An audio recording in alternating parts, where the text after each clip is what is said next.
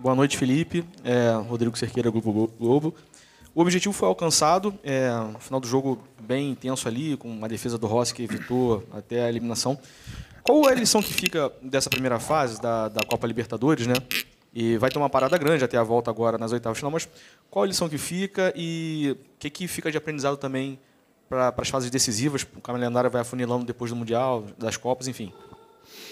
Aprendizado que não tem jogo fácil na Libertadores. Todos os que estão na Libertadores são parte de cima da tabela ou campeões dos seus países e não tem jogo fácil. Isso é o que todos vimos, né? Na dificuldade que é ganhar um jogo na Libertadores.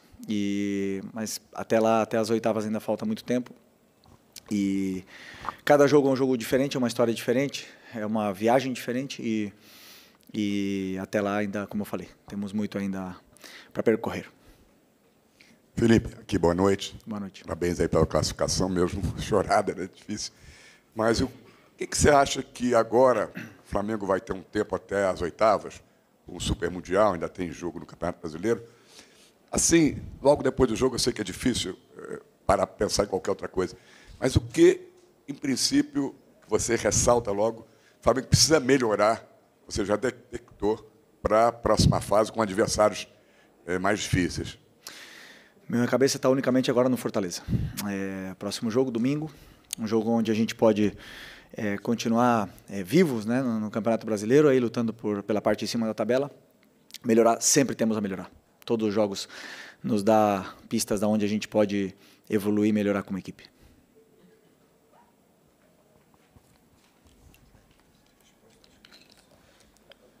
Oi, Felipe, aqui Sérgio Lobo.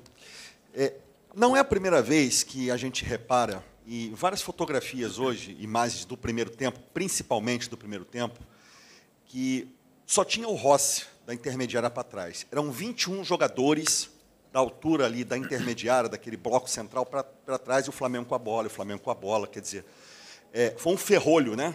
Digamos, nessa expressão muito grande do time venezuelano, que veio aqui já eliminado, enfim, para fazer isso mesmo, para se defender.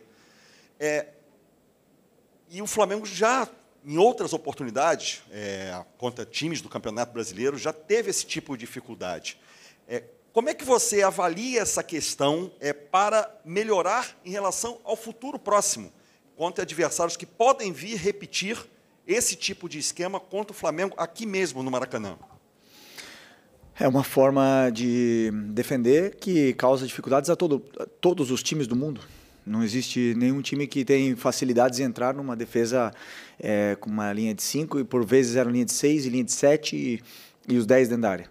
Vimos o Manchester City na final contra o Crystal Palace, bloco baixo, todo time do Manchester City, que é um dos melhores times do mundo, não conseguiu entrar. Isso sempre que um time vem para se defender, é uma opção, mas esse time também sabe jogar, também nos colocou em algumas dificuldades com bola.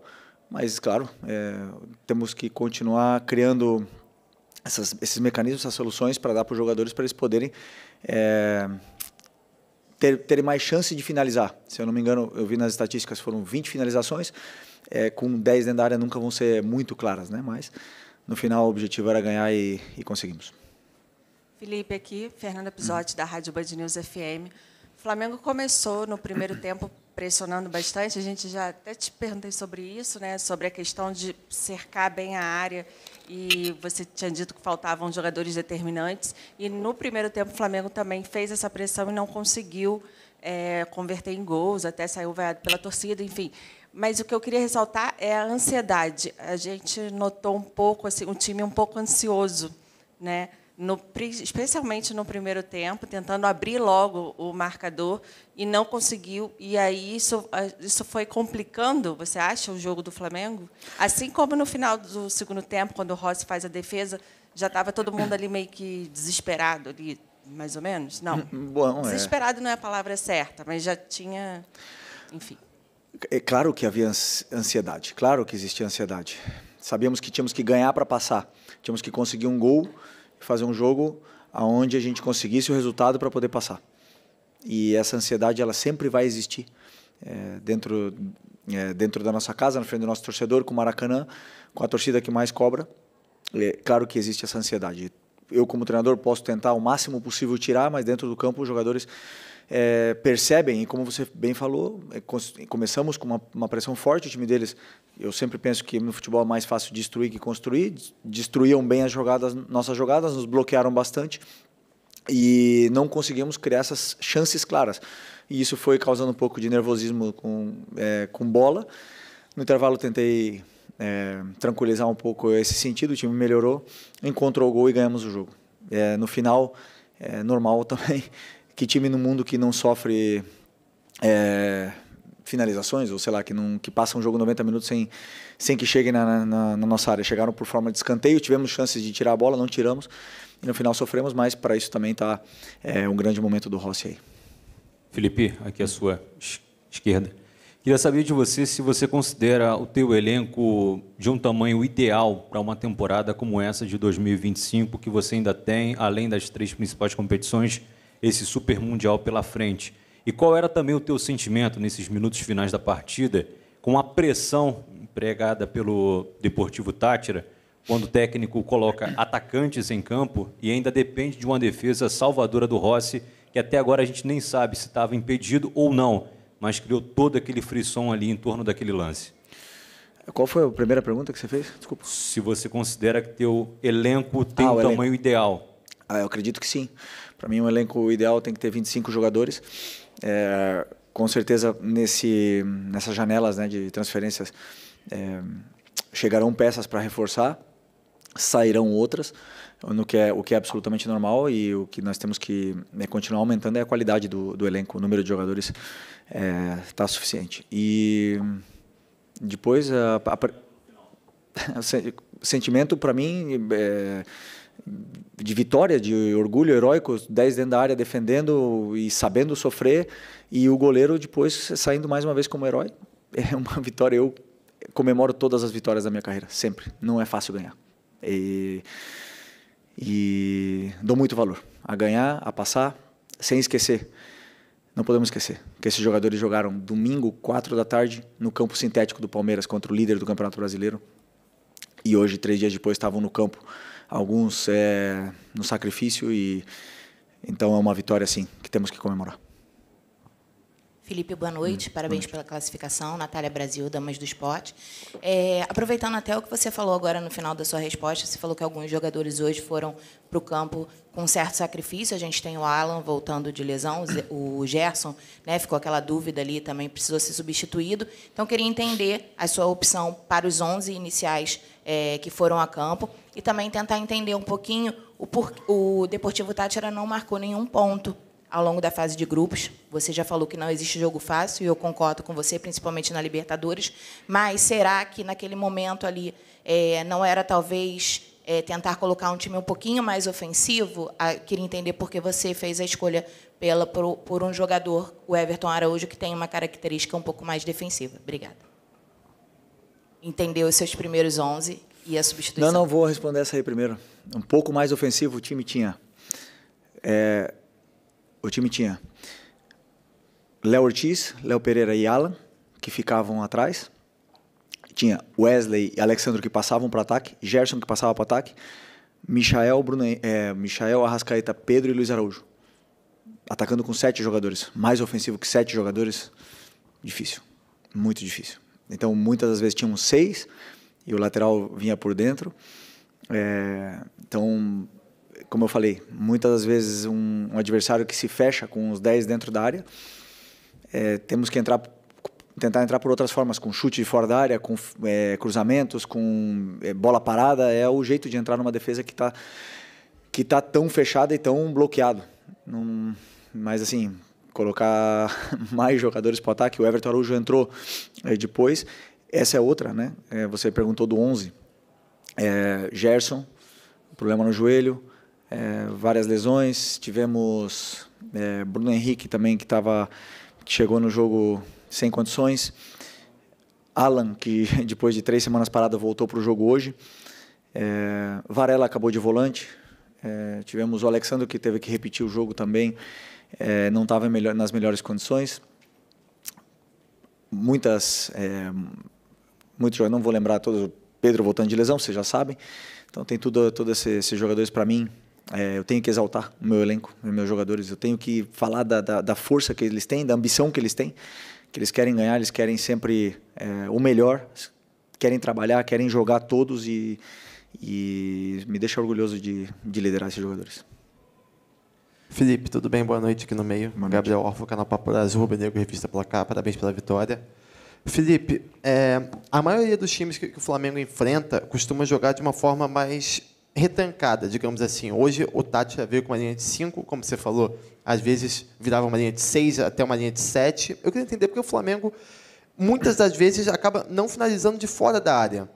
A gente teve ao todo 4 chutes a gol de fora da área, nem todos passaram perigo, que eu me recorde só os 2 do Alan, ainda no primeiro tempo. Por que o Flamengo encontra tanta dificuldade, muitas oportunidades para chutar de fora da área, às vezes a equipe não finaliza da forma que deveria finalizar, né? E também, já aproveitando, você perdeu a Arrascaeta, né? Para o jogo das oitavas, ele estava pendurado. Queria que você falasse um pouquinho, sei que ainda falta um pouquinho, mas como que vai ser a ausência desse jogador tão importante? Obrigado.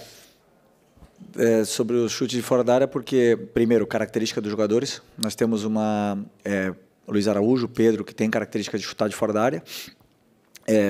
E o resto é mais associativo, tem menos força no chute, ou não se sentem tão confortáveis, ou não tiveram chances claras de poder chutar de fora da área, porque também o adversário ele tenta bloquear. E quando o adversário tenta bloquear um chute de fora da área, abrem outros espaços, e eles optam por se associarem. Mas isso é uma escolha dos jogadores, né? Unicamente dos jogadores. A gente treina tudo, treina chutes dentro da área, tabelas, chute de fora da área, treina tudo, e o jogador dentro do campo é o que toma as decisões. E pro Arrascaeta na volta, nunca é desculpa, né? As lesões ou suspensões, então temos um elenco qualificado para poder fazer um grande jogo sem ele. Felipe aqui, Thiago Lima do GE, parabéns pela classificação. Felipe, eu queria aproveitar um pouquinho que você citou a questão de ansiedade e fazer um comparativo com o Palmeiras, que vem numa era vencedora com o Abel, e o Abel Ferreira fala muito dessa questão de força mental do grupo. Você acha que isso é algo que o Flamengo ainda tem a evoluir em questão de força mental durante o tempo todo dos jogos? E só me permite uma segunda pergunta, como é que está a sua expectativa de reforços do departamento médico? Pulgar, De La Cruz, estão perto de voltar? Sobre a força mental do grupo, não podemos esquecer que esse grupo foi campeão da Copa do Brasil, esse mesmo grupo, com uma força mental muito grande, vencendo com 1 a menos no campo do Corinthians. Não podemos esquecer que ganhamos na casa do Atlético Mineiro, que era finalista da Libertadores. Não podemos esquecer que esse grupo tem uma força mental muito grande, que ganhou a Supercopa do Brasil esse ano, ganhou o Campeonato Carioca, vem brigando pela liderança. Existem jogos que podem gerar certa ansiedade, principalmente pela forma como o adversário se coloca no campo, pelo ambiente que é gerado antes do jogo e pelo que está em jogo, né? Quando a pressão ela é muito grande, claro que a ansiedade joga junto. E pode ter certeza que o Palmeiras também passa por ansiedade, o Corinthians, o Atlético Mineiro, todos os times passam por momentos de ansiedade durante o ano, por altos e baixos durante o ano. E no final vence o melhor. Por isso eu valorizo tanto essa vitória, porque eu sei o esforço que eles fizeram domingo no jogo no campo do líder do Campeonato Brasileiro. E hoje, quarta-feira, estavam aqui outra vez dando a vida no campo para poder vencer esse jogo. E eu, repito, comemoro as vitórias. E sobre os lesionados, o Eric deve estar na reta final. O Vinha ainda precisa um pouco mais de treinamento. Quem mais? O Plata acredito que vai faltar ainda bastante. Aí, quem mais? O De La Cruz também é uma lesão mais longa, mas isso é o médico que tem que explicar, né? Mas é uma lesão mais longa, não esperamos ele a curto prazo. Profe, por acá, Javier Escalante de Venezuela. ¿Le sorprendió la propuesta del Deportivo Táchira en este partido tan clave para ustedes? ¿Y cuál fue la clave final para poder sacar el partido adelante? Gracias. Espanhol ou português? Espanhol. Espanhol.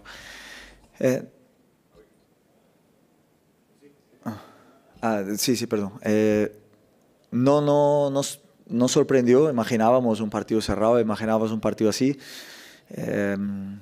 Verdad que Táchira cambió su estructura para ese partido. Normalmente no juega con línea de 5. Este partido jugaron contra línea de 5. Jugaron con línea de 5 contra nosotros ahí en Venezuela. Y se defiende bien. Tiene jugadores con calidad defensiva y cuesta, ¿no? La clave fue intentar tener un poco más de paciencia, circular más el balón y esperar que se abriese más los espacios, ¿no? Porque al principio estábamos verticalizando mucho el juego y al final, pues eso, generar un poco más de volumen en área rival, y eso nos generaría córner, falta, tiros de fuera del área, y ahí fue donde encontramos un gol y conseguimos desbloquear ese partido tan complicado. Gracias. Boa noite, pessoal.